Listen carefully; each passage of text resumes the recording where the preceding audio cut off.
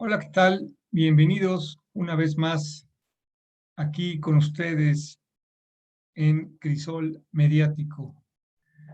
Miren, el día de hoy tendremos un día muy interesante, un estudio muy interesante. Va en relación sobre la cumbre que se realizó aquí en la Ciudad de México. Es la sexta cumbre de la Comunidad de Estados Latinoamericanos y Caribeños, que es la denominada CELAC, en la cual México la está presidiendo por un tiempo. Entonces, eh, como les había comentado yo en un video anterior, íbamos a abordar este tema que me parece de vital importancia por distintos elementos, por distintas características. Miren, digamos, para empezar a darle la razón al cual es importante este tema, es por dos situaciones. Una, América Latina se quiere unir. Es algo así como, según Marcelo Ebrard, que es nuestro secretario de Relaciones Exteriores, quiere hacerla como una Unión Europea, aunque por ahí el, el presidente eh, de Venezuela comenta que pues no necesariamente tiene que ser con la perspectiva de que sea como la Unión Europea, ¿no? Puede ser como la africana o puede ser como la asiática, ¿no?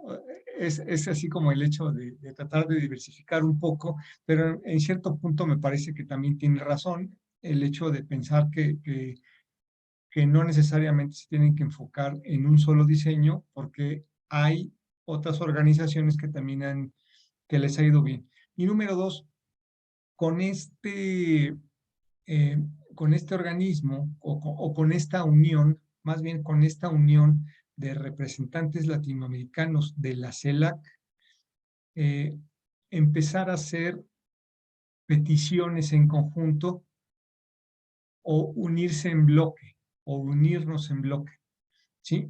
Entonces es muy interesante porque quizás los derechos que puedan exigirle a Estados Unidos, que es, digamos, quien mantiene la hegemonía en este continente, pues sea menos conflictivo o menos difícil que si lo pide uno solo.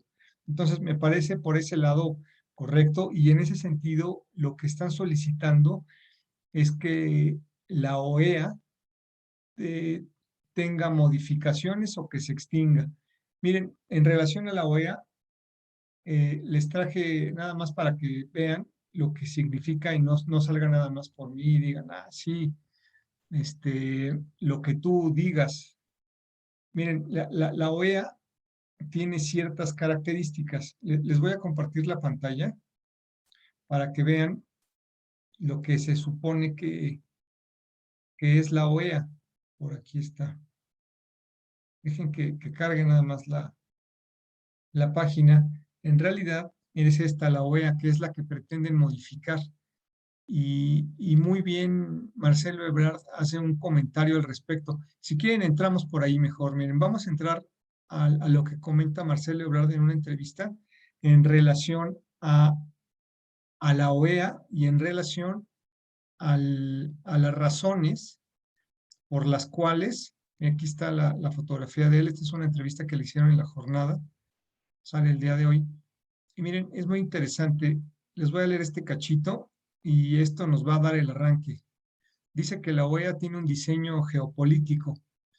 Comenta, sobre el funcionamiento de la OEA, el secretario de Relaciones Exteriores de México habla no de lo que pasó hace un siglo, sino de lo que sucedió el año pasado.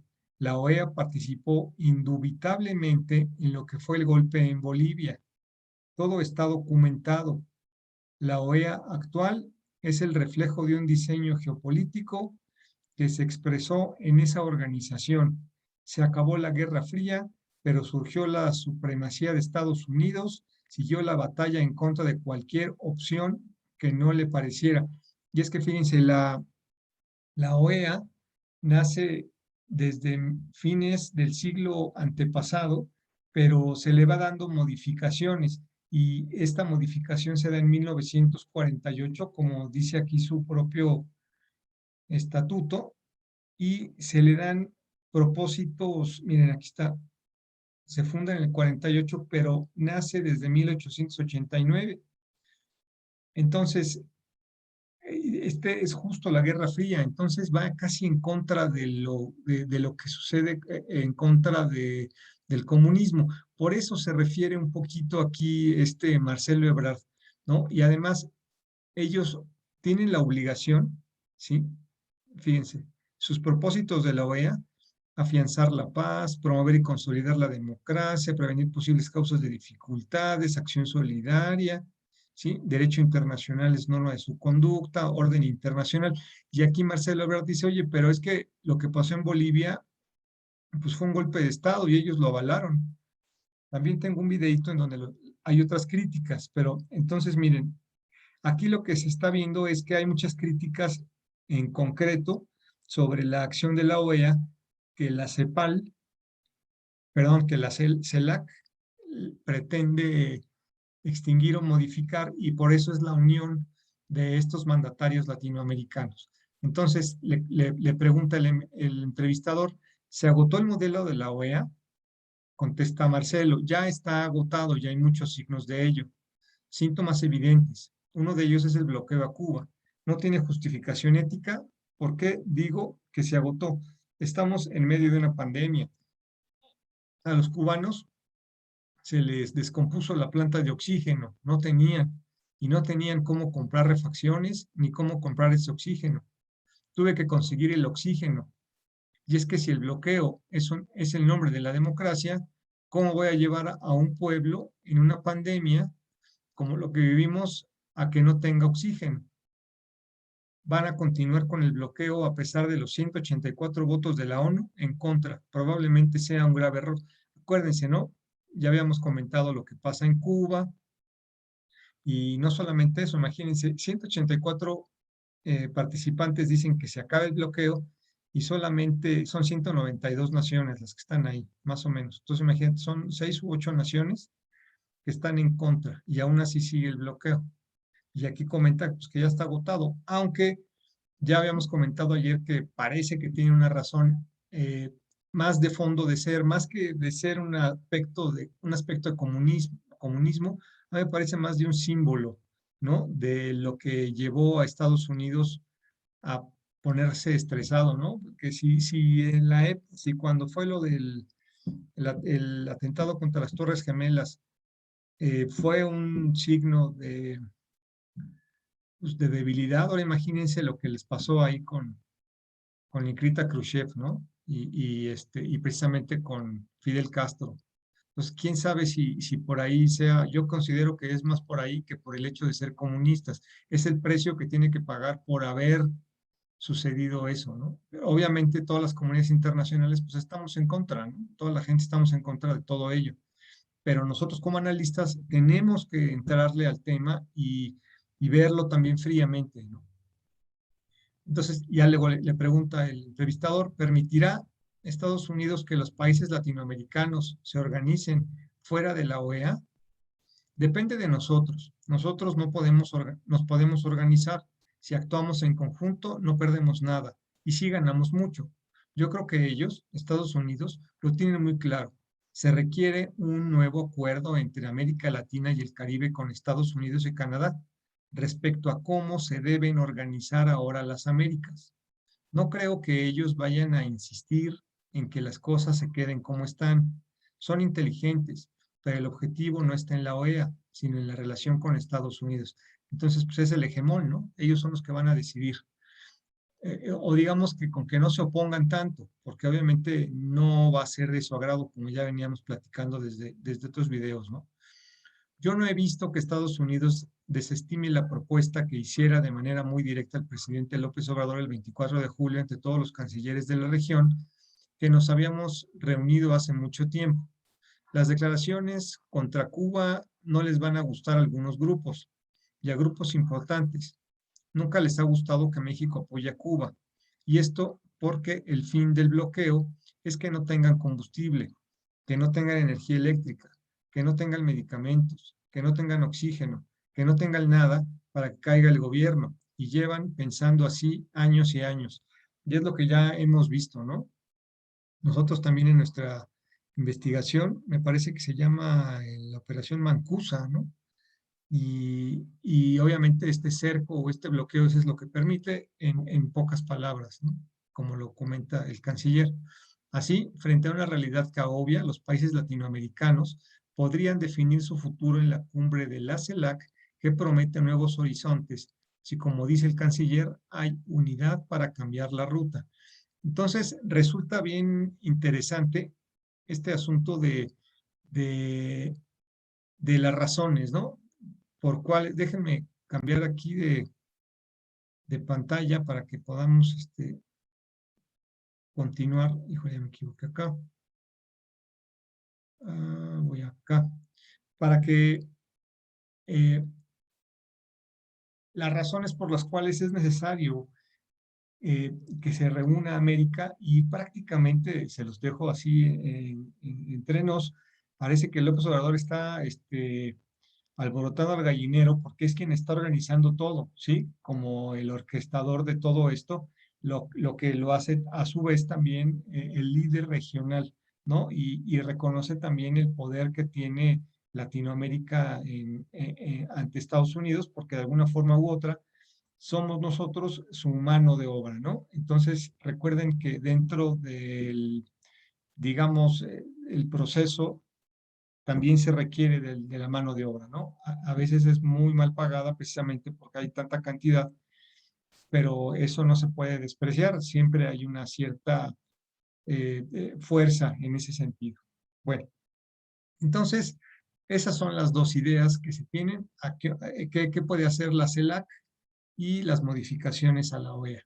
Después ya vimos la entrevista de Ebrard, en donde ya vimos la carta de creación de la OEA y ahora les quiero poner la crítica que también tiene la OEA en relación a cómo se ha manejado internacionalmente o por qué está tan mal vista o por qué necesitan un cambio.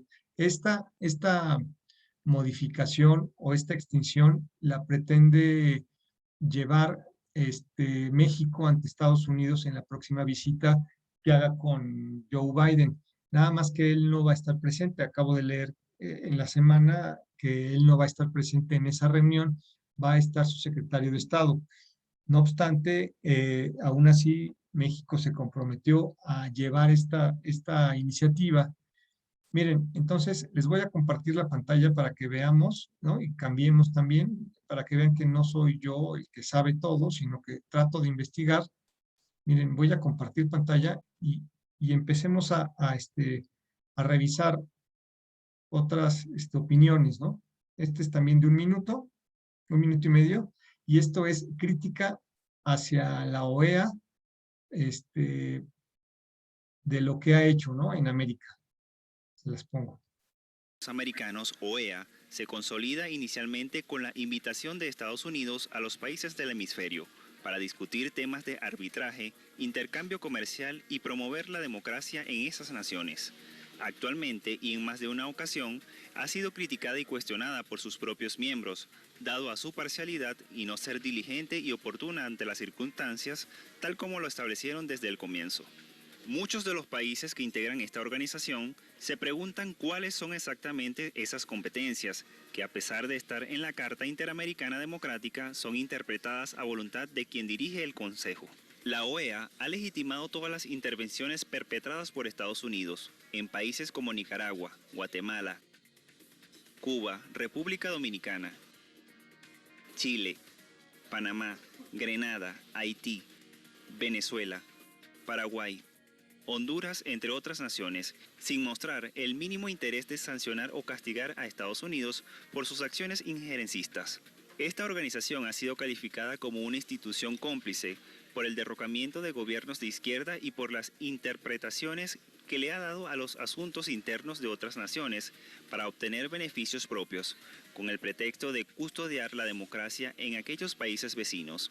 Cabe destacar que la OEA no tomó ninguna medida el 11 de abril de 2002, cuando en Venezuela se perpetró un golpe de Estado contra Hugo Chávez, y solo solicitó informes sobre el paradero del presidente secuestrado El secretario general de la OEA, Luis Almagro, invocó la Carta Democrática para Venezuela y llamó a una sesión urgente del Consejo Permanente para discutir la situación en el país suramericano, por considerar que se está produciendo una alteración del orden constitucional que afecta gravemente el orden democrático. El titular de la OEA sustenta su afirmación en las denuncias formuladas por la Asamblea Nacional de Venezuela, de mayoría opositora, y también por sus propias conclusiones explicadas en el informe que elaboró, donde demanda cambios inmediatos en las acciones del Poder Ejecutivo. Bueno, déjenme regresar. Stop share.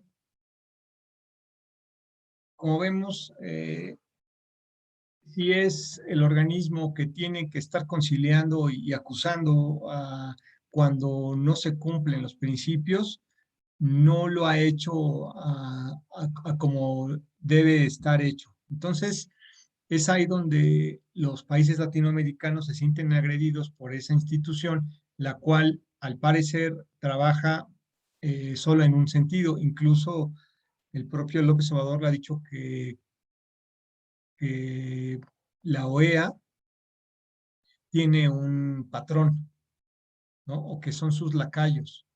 Entonces, me parece que de ahí es interesante ver qué va a suceder ahí en los próximos meses en relación a la transformación o no de esa institución. Por parte de la CELAC, lo que se pretende es un desarrollo institucional para que le dé fuerza a Latinoamérica y el Caribe, que nos una. Y la idea, como les decía yo, es que casi fuera como una Unión Europea, ¿no? Habrá que ver qué sucede. Miren, ya llegando a la cumbre, esta se celebró en Palacio Nacional, como ya les había dicho, fueron 32 líderes de toda América, entre presidentes, primer ministros, secretarios de Relaciones Exteriores, etcétera. Lo primero que sucedió, obviamente, es la presentación de López Obrador. Él dio un discurso muy corto, como de 8 o 9 minutos, pero hizo, a mi juicio, o tocó dos ideas sumamente interesantes.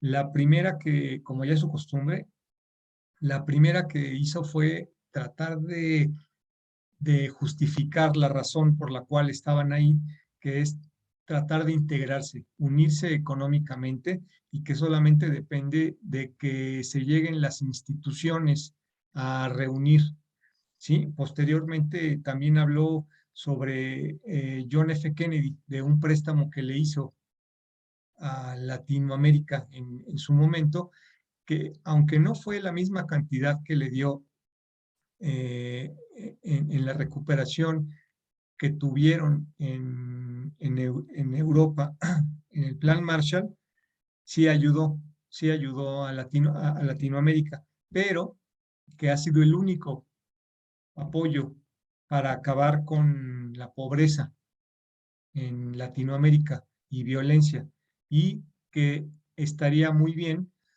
que actualmente lo hicieran, que seguramente los legisladores lo verían con buenos ojos, o que por lo menos apoyaran con algunas vacunas para países que no tienen acceso. Por ejemplo, Haití ha eh, vacunado al 0.02 de su población.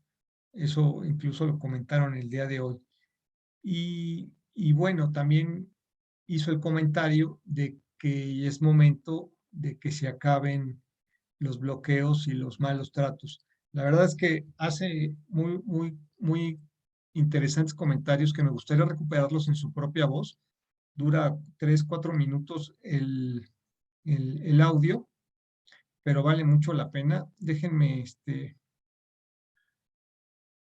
ponérselos, denme un segundo. Ya lo tengo, entonces voy a compartir pantalla con ustedes. Déjenme ponerme aquí. Share con sonido. Me pongo acá y aquí viene. La propuesta es sencilla. Se trata de reactivar pronto la economía en nuestro continente para producir en América lo que consumimos. Las ventajas son muchas, entre otras, contamos con fuerza de trabajo joven y creativa. Hay buen desarrollo tecnológico. Somos un continente rico en recursos naturales, con una amplia diversidad cultural. Las distancias entre nuestros países nos permiten ahorrar en fletes y reitero, existe suficiente demanda de mercancías en nuestros mercados. Solo se requiere hacer una planeación conjunta con la participación de organismos como la Comisión Económica para América Latina y el Caribe, la CEPAL, el Banco. Quiero hacer una pausa aquí rápida. Fíjense cómo aquí cuando va a dar el nombre, si ustedes tienen posibilidad de verlo en otro lado, que yo no lo he investigado, o checar la versión estenográfica, pero se borra en el audio el nombre que le daría a esta integración latinoamericana. Ya viene enseguida, y escuchen. Interamericano de Desarrollo, el BID y otros, y pedir a estas instituciones la elaboración de un plan con el objetivo superior de promover la comunidad económica.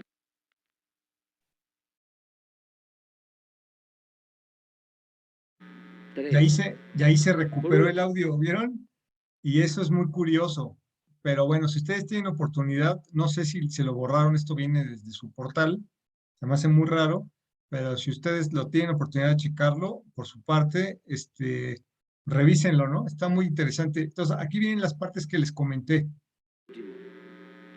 Esta integración productiva con dimensión social debe contar con el componente de inversión para el bienestar de todos los pueblos de América, bajo el criterio de que el progreso sin justicia es retroceso. Entonces, aquí está diciendo que tiene que haber una economía para Latinoamérica, una integración con esos dos organismos, ¿no? Y aquí viene la otra idea. Se trata de ir hacia la modernidad, pero forjada desde abajo y para todos. Recordemos que el 13 de marzo de 1961, el presidente John F. Kennedy dio a conocer en la Casa Blanca, ante embajadores de América Latina y el Caribe, el plan conocido como Alianza para el Progreso.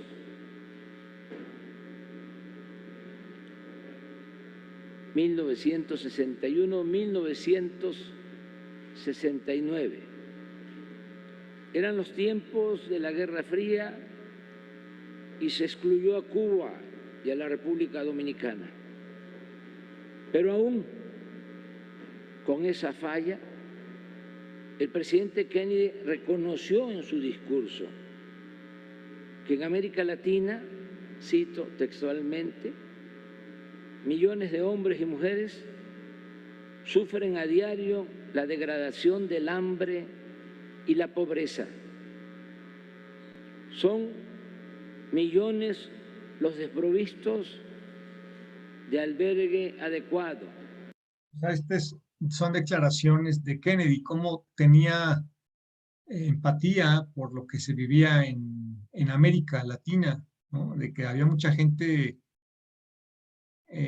sin recursos económicos. Por eso no compatía o no era compatible con los ideales expansionistas norteamericanos, y yo creo que también por eso fue una de las razones por las cuales también entró en conflicto con los poderes fácticos. Y de protección contra la enfermedad, y sus hijos carecen de la instrucción o el empleo que les permita mejorar su vida. Y cada día el problema reviste mayor urgencia. En ese entonces, Estados Unidos invirtió en 10 años 10.000 millones de dólares, que a los precios de hoy serían 82.000 millones de dólares en beneficio de los pueblos de América Latina y el Caribe. Esa cantidad fue menor a lo destinado a Europa en el Plan Marshall, 13.300 millones de dólares. O sea, a América le prestó 10.000 millones de dólares y a Europa 13.000 millones de dólares después de la Guerra Mundial, de la Segunda. Desde 1948 a 1951. Eso fue para contener el comunismo, ¿no? Que a los precios de hoy serían 140.600 millones de dólares.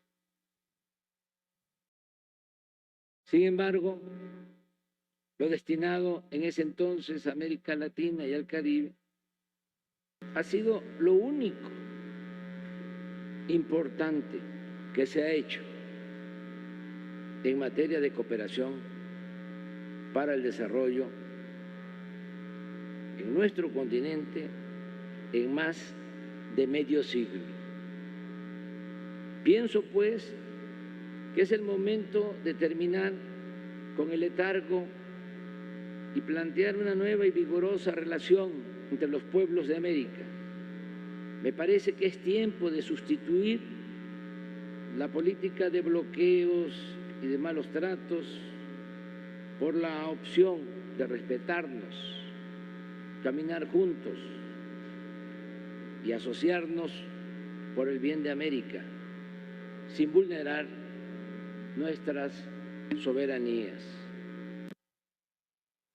¿Acaso no tendría el presidente Biden el apoyo del Congreso de Estados Unidos para destinar recursos en beneficio de los pueblos de nuestra América y reducir la desigualdad y la violencia en la región, causas principales de desosiegos sociales y de flujos migratorios?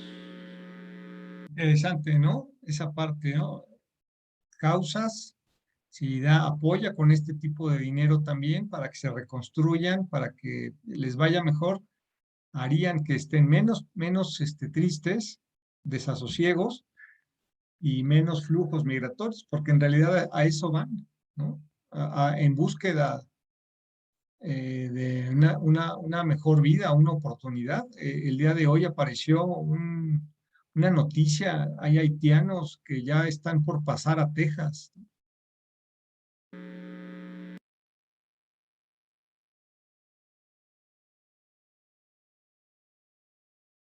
Tuve que hacer una pausa, ya está, continuamos. Imaginemos, por ejemplo, el gesto de buena voluntad que significaría otorgar vacunas a la mayoría de los países de América Latina y el Caribe que no han podido proteger a sus pueblos frente al COVID por falta de recursos económicos. Estoy seguro que el presidente Joe Biden y la vicepresidenta Kamala Harris, así como el primer ministro de Canadá, Justin Trudeau, estarán atentos a las propuestas de consenso que logremos establecer en este foro para actuar en bien de nuestros respetables pueblos. Bienvenidos y muchas gracias. Entonces ahí ya hace pues la remembranza de lo que van a hacer en ese momento, de lo que espera y digamos lo que él pretende, ¿no?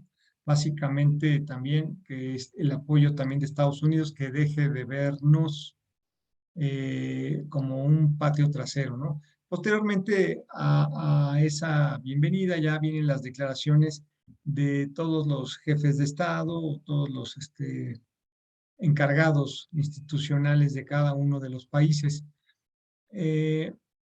Básicamente todos estuvieron muy alegres, muy contentos a favor de lo que se estaba realizando. Sin embargo, por ahí, como siempre o como luego llega a suceder, hubo ahí unas desavenencias. El presidente de Uruguay, de la calle, por ahí hizo un comentario en contra de los líderes cubanos, de Nicaragua y de Venezuela, eh, como personas que no tiene democracia sus respectivos países o que no tiene democracia su población, lo cual hizo que estos a su vez también le contestaran que cuando quiera tener alguna conversación pública o privada sobre democracia, él estaría dispuesto.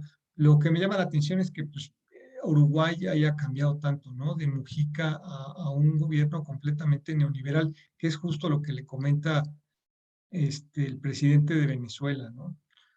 ¿Qué más? ¿Qué más? ¿Qué más? Ya hubo, les digo, mucha comunión de ideas.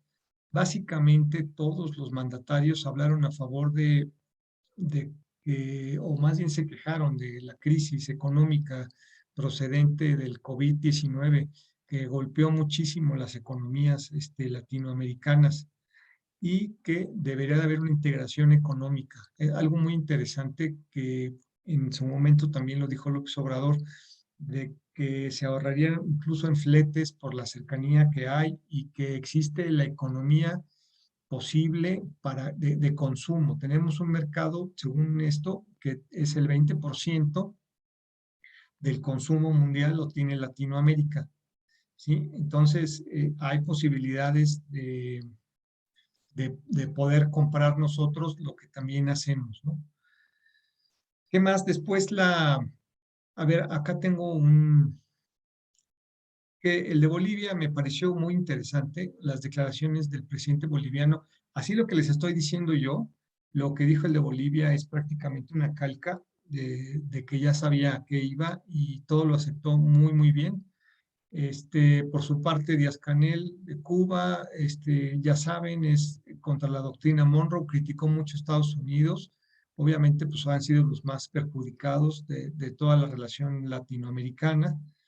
Pidió un apoyo, o sea, se unió al apoyo latinoamericano para que todos estemos juntos y también se une a los reclamos que tienen algunas naciones, entre ellas, como decíamos, Nicaragua, Venezuela, de que Estados Unidos deje de meterse y intrometerse en sus cuestiones, obviamente a favor de las Malvinas, hace un reclamo también porque no tiene, digamos, no democracia, sino injerencia o no tiene, que Puerto Rico no puede decidir por sí solo, que sigue siendo prácticamente una colonia, que no tenga soberanía, ¿verdad? Y que pues, debería hacer los pagos, debería de pagar por los daños ocasionados en Latinoamérica, por todos los daños que ha hecho de las conquistas o los daños que ha hecho a la sociedad, debería de hacer unos pagos, debería pagar, resarcir los daños jurídicamente hablando, lo cual me parece, ya saben, como siempre, Cuba contestatario, ¿no? Ya en su segunda intervención, también le contestó a De la Calle, le comentó que si De la Calle se queja de Cuba, cabe recordar que él precisamente trajo o ha llevado al neoliberalismo a ultranza a Uruguay y que está realizando todo lo que le dice el Fondo Monetario Internacional, lo cual ha hecho que su economía tenga un costo más alto, ¿no? El nivel de vida, ahora los uruguayos tienen que pagar más por las cosas y habrá que estar observando cómo le va a Uruguay con este paquetazo que le están enviando y que precisamente también Díaz-Canel lo recuerda. Por su parte, Maduro, como ya les dije, y en Nicaragua, pues ya saben, ¿no? Lo mismo, se allanó con Cuba en el sentido de que trae el paquetazo, de que vayan a favor. Se unió en contra de las reclamaciones de Estados Unidos, de sus acciones de Estados Unidos, y también aprovechó para criticarse contra Argentina por andarse metiendo en sus asuntos privados, ¿no? Y ayudar a los yanquis, así le llama a ellos, a los Estados Unidos, ayudar a los yanquis a meterse en cosas que no le interesan, ¿no? En Nicaragua sabemos que ahorita están viviendo un momento álgido de su política, que en algún momento seguramente lo vamos a tratar, porque hay muchísimas detenciones de la oposición y Daniel Ortega ya va por su tercer mandato seguido y su cuarto en total, porque antes tuvo un mandato anterior, y luego gobernó digamos, la oposición, y después a él ya 3. Por su parte, obviamente, pues contestó Argentina en relación a lo que le dijo en Nicaragua, diciendo que nada que ver, que cuando ellos hagan una declaración oficial, ahí sí lo tome en cuenta, que esos son chismes, que eso no se vaya con esas ideas que son ilógicas. Me pareció bien porque en general fuera de todos, excepto el de Uruguay, me pareció que todos estaban tratando de no poner obstáculos, ¿no? De platicar las cosas bien, ¿no? Sin tanto conflicto. Bueno, entonces ahora vamos a ver ya el final de la charla de hoy, que digamos que son los resultados. ¿A qué se llegó con todo esto? ¿Qué fue lo que se pretendió ya realizar o con qué se van nuestros mandatarios? Miren, por una parte estuvo la CEPAL. La CEPAL es una organización que pertenece a la ONU, ¿sí? Y es la Comisión Económica para Latinoamérica y el Caribe. Digamos que ellos son los que llevan la economía, nos apoyarían por parte de la ONU, ¿sí? Esto fue su representante, que es Alicia Bárcena. Ella entregó o hizo una hoja de ruta, ¿sí? Para la integración de Latinoamérica en el sentido de la vacunación y que exista una asimetría, porque considera que no puede ser que en ciertos países haya altos índices de vacunación, y entre ellos nos llamó también a los mexicanos y a otros países, Chile, por ejemplo, también, que son ejemplos de vacunación a su población, y la asimetría que existe, por ejemplo, con Haití, como les comentaba, que no llega ni al 1% de su población. Entonces, ella hace una hoja de ruta, hace un panfleto en el cual integra cómo se puede mejorar esta distribución para que haya una mejor distribución de las vacunas. ¿Qué más? Después ellos ya en su conjunto, ya como resultados, se crea una institución latinoamericana de Agencia del Espacio. Dice que si ya existe una, Latinoamérica debe tener también la suya. Ya la tienen distintos países, Latinoamérica también debe tener la suya. Y también se crea un fondo de desastres y del cambio climático, ¿no? O sea, dinero que van a dar para que cuando haya algún desastre por tsunamis o estas cuestiones que ahorita están pasando mucho, el propio Latinoamérica también tenga poder adquisitivo. En el momento digamos, de que se desarrollaba la cumbre, se juntaron 15 millones de dólares, lo cual pues todos lo aplaudieron, ¿no?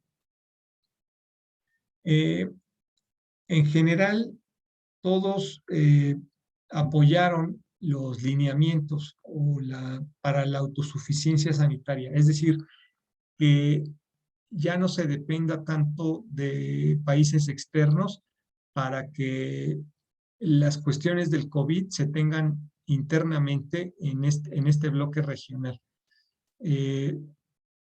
Hay países que como les decía, casi no han tenido vacunados y lo que pretenden es empezar a integrar todo esto, que está como que cada quien por su parte. Entonces, si lo integran, esto ayuda porque lo que comentan es que el COVID viene para mucho tiempo. Entonces, si existe un modo, un método para que también Latinoamérica se defienda y no siga viviendo las injusticias que viven, que es así como lo denominan los propios mandatarios, eso ayudará a que sea menos complejo, ¿sí? Pero así lo llaman, ¿no? Injusto, incluso eso lo dice Marcelo Ebrard.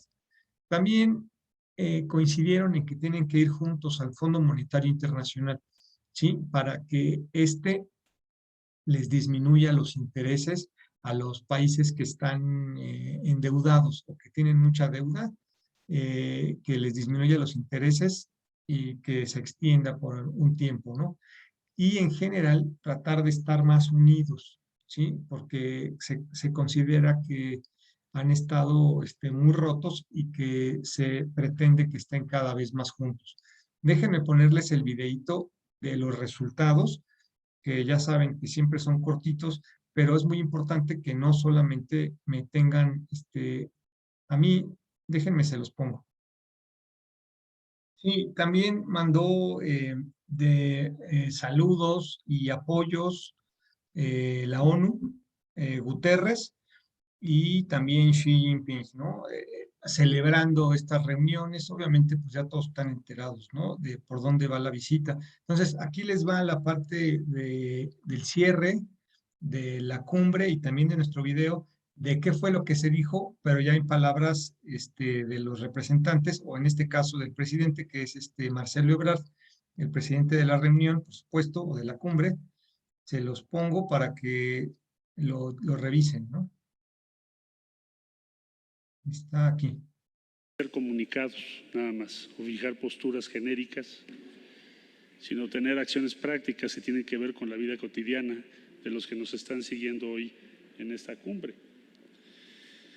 Y a propósito de ello, debo decirles que en 2020 del programa que aprobamos aquí en México, hay varios puntos que se cumplen hoy, que fue la principal preocupación de México como presidente pro tempore de la CELAC. Primero, decirles que después de 15 años y de conformidad al mandato que ustedes nos dieron, y gracias al apoyo a este momento de 18 países, que son Argentina, Costa Rica, Dominica, Ecuador, Guatemala, Haití, Honduras, México, Nicaragua, Panamá, Perú, San Vicente y las Granadinas, Santa Lucía, Antigua y Barbuda, Bolivia, Cuba, Paraguay, Venezuela, y ya confirmados Belice, Granada, Guyana, San Cristóbal y Nieves, Surinam, República Dominicana, y los países que han mostrado interés en participar, Barbados, Chile, Colombia, El Salvador y Uruguay. Se instituye la Agencia Latinoamericana y Caribeña del Espacio.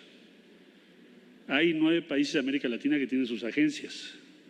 Hay un gasto importante que hacemos los países, no es una ocurrencia. Y se acordó por todos los países en enero del 2020. Entonces, me agrada informarles a ustedes que es una realidad, porque CELAC resuelve. Lo que se acordó en 20, hoy es una realidad. Entonces se crea la Agencia del Espacio, ¿sí? Latinoamericana.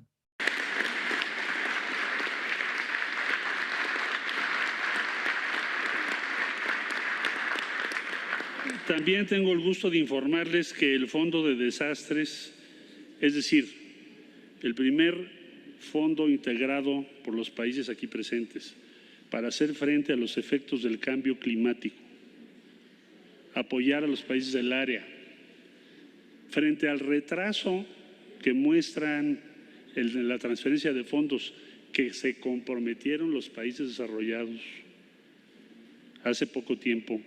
Se habló incluso de una cifra inmensa. Frente a ese retraso, nosotros ya lo constituimos. Y quiero informarles que al día de hoy, aunque parezca una suma modesta, tan solo en estas horas hemos recaudado más de 15 millones de dólares para iniciar el Fondo contra Desastres y Efectos de Cambio Climático en América Latina y el Caribe. Gracias a ustedes.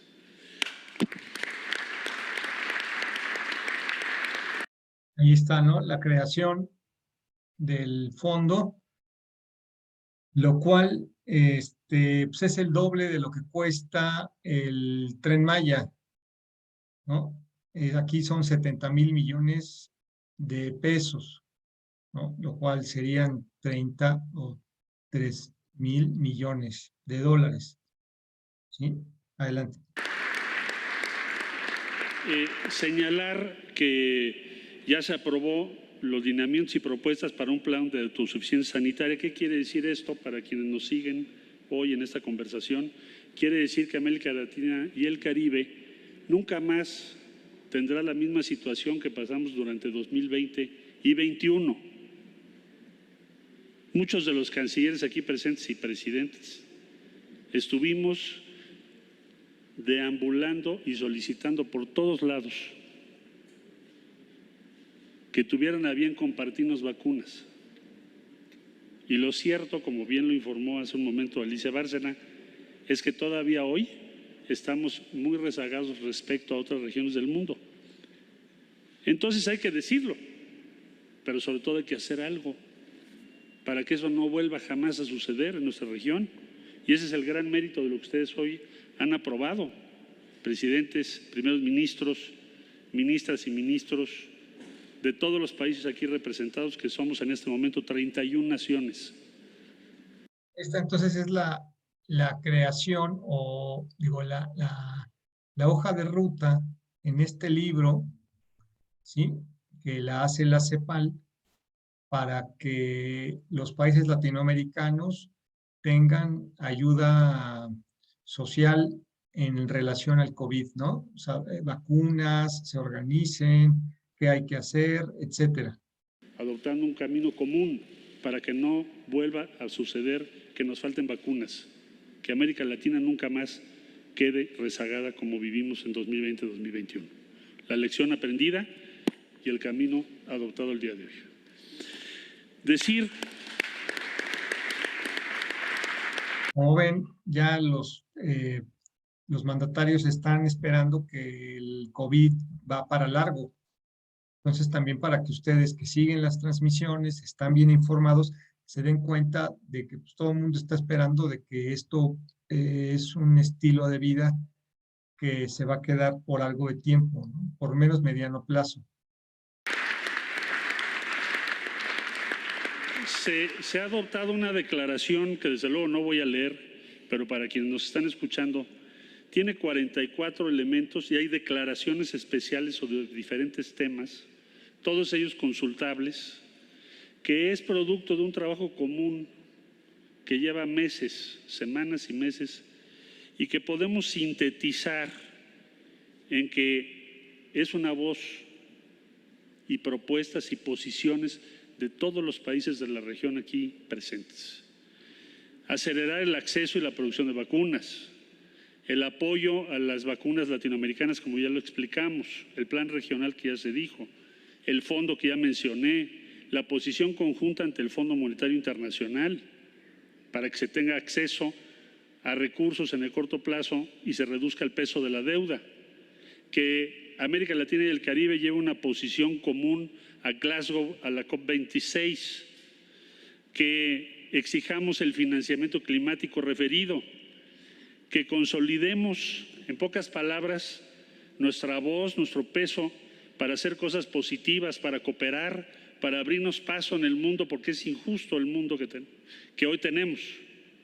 Nos es desfavorable a los países de América Latina y el Caribe.